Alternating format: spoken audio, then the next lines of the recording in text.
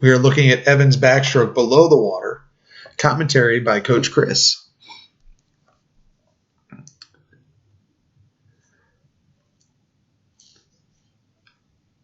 Watching it at full speed just so we can take a look at some things.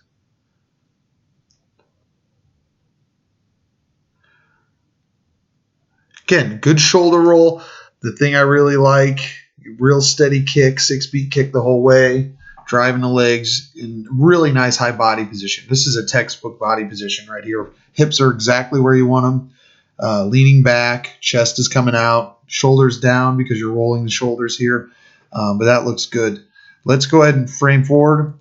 Okay, the pull is just a little bit wide from the body. I like to get that pull just a little bit on that right arm. Just a little bit closer in.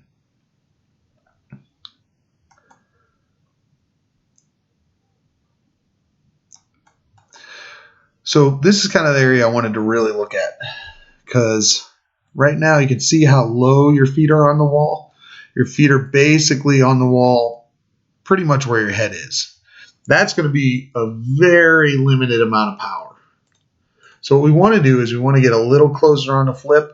We want to make sure we're landing with those feet real high on the wall. You want your feet to be practically at the surface when you land, and you want to plant them right up where that yellow circle is. And you can see, your feet are about, basically 1.5 feet under that. If we can get the feet in that position, you're going to have a lot more control over your streamlines and your streamline angle. And more importantly, you're just going to have a lot more power because it's a more powerful position.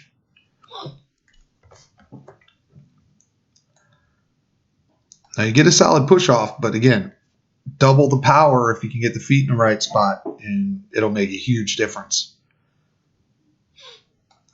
Good kick out, but we're still uncomfortable on our back. And I can tell because you can see the angle that you're taking. So there's the angle you're taking with your upper body. And what I want to see, try to compare it, is kind of, if you have your chest and arms, I kind of want to see that angle where you're pretty much flat. Your chest should be back, your arms should be this way. You should be just flat. Because right now when you hit the surface, you watch, you're going to hit the surface at an angle. Now you have one of the better breakouts of the group, so you're flattening out as much as anybody. But when you think about the breakout, I want you to think of like an inverse belly flop. You want to hit the surface basically flat as you come up.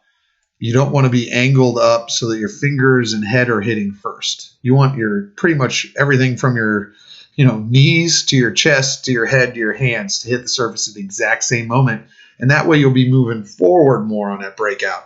Now you have a well-timed breakout, so if you manage to get that down, you're going to have way more power and speed in the first 4 or 5 strokes than you currently do, which is already better than most of your competition.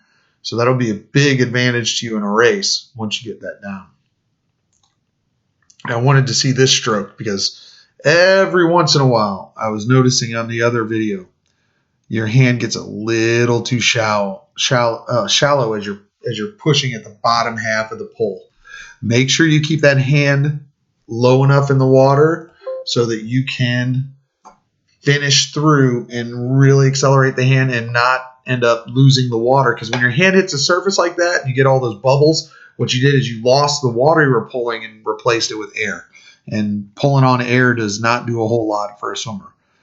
So just try to keep that arm just a little deeper as we start that pull. Okay, we're going to take a head-on look at your